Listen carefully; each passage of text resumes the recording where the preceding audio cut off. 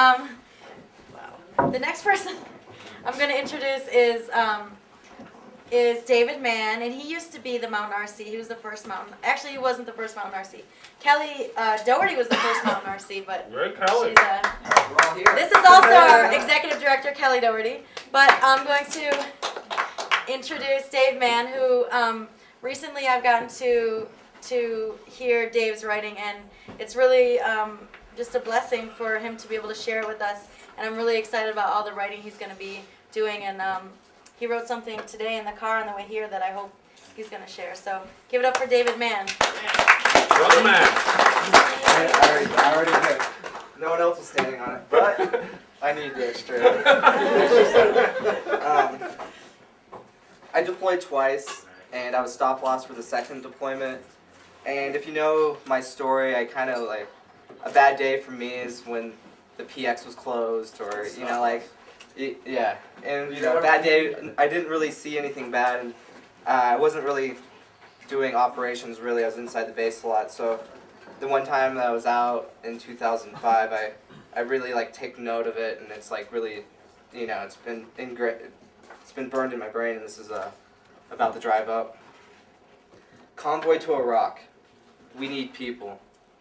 I never ever volunteer. Why do I say yes? Jimmy said yes. I hate my company, and we get a break from this awful company. Mostly, my body can't handle the killer corkscrew landing into a war zone. So I drive, risking death, for a war I never believed in, a war I was stop loss for, a war that sent me into the deepest depression of my life. Nonetheless, I cross the berm going north. I see the children. I remember these children. My heart is screaming, God save these children, like they say on TV. But we don't save the children. We don't stop for the children. Roads are black, so I get a chance to stand upon the ziggurat of Ur. They tell us it is the birthplace of Abraham, one of the oldest, tallest structures in all of Iraq. I'm humbled and find peace amongst all this chaos. Bear, don't take that, I plead. It belongs to this people. Smash! Curator, angry. An ancient Mesopotamian pot broken before my eyes. He'd rather see it broken than the hand of a GI. There were cigarette butts all over this ancient site. I'm so embarrassed to be an American.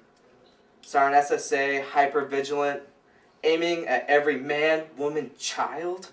My machine gun, not loaded. Siren SSA, no Iraq, 2003. He is making me nervous. He is definitely not ready for war. But I'm still not ready for war. We're waiting. It's raining. It's muddy. Little do I know I'm at the future camp of my older brother. The transportation company tells us it is safer to drive at night. As a result, the desert stars were so beautiful. Checkpoint. Looks like the end of the world. Hell on earth. Sandbags are burning on the ground. There's one Iraqi soldier freezing, AK-47 in hand. And there was graffiti everywhere. There was one, graffiti. This barrier intentionally left blank. A smile returns. How clever. It's cold, our windows are down. Fuck, this hillbilly armor makes no sense. Bridges over the Tigris and Euphrates are destroyed. Army bridges shaky, one at a time. Roadsides, Baghdad, Abu Ghraib, man, it's too real. I wish it wasn't real. Billboards, Zarqawi, wanted, dead or alive. But there's not a soul to be seen. Curfew is in effect. MSR sword, so dangerous. Drive it like you stole it. Don't go slow. You can't go slow, I yell to my driver. Finally, Balad. I'm never again out of the wire.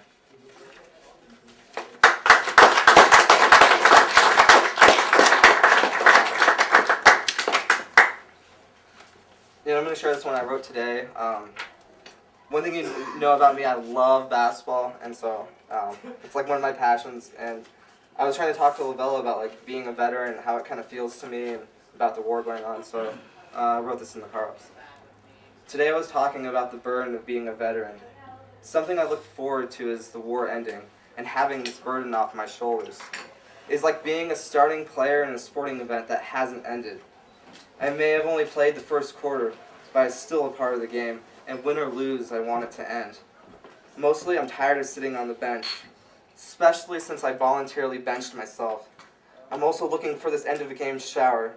I wish I could run there as a sign that the game was over.